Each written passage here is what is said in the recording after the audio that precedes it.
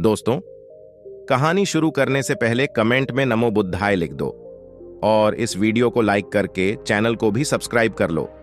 आलस्य की वजह से अच्छे अच्छे अवसर भी हाथ से निकल जाते हैं।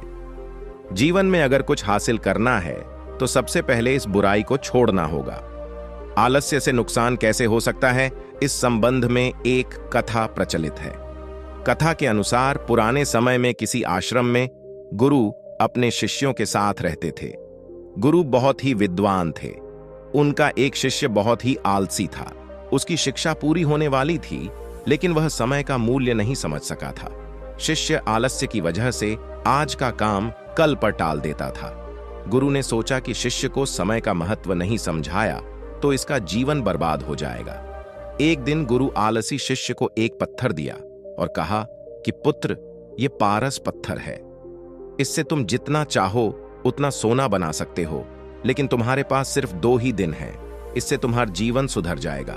मैं दूसरे गांव जा रहा हूं, 2 दिन बाद आश्रम लौट आऊंगा, तब मैं तुमसे ये पत्थर मैं वापस ले लूंगा।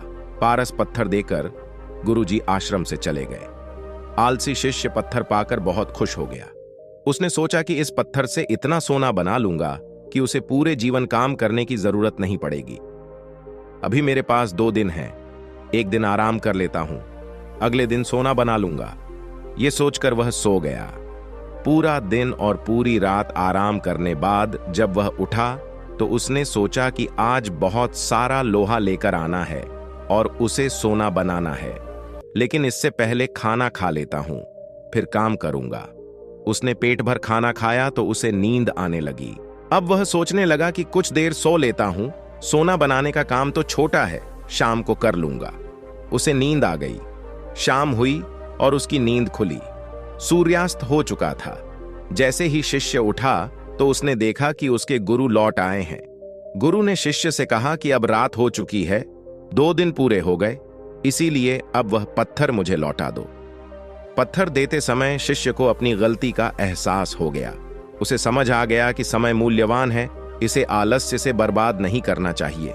इस एक बुरी आदत की वजह से कई बार बड़े बड़े अवसर भी हाथ से निकल जाते हैं। इसीलिए आलस्य को तुरंत त्याग देना चाहिए।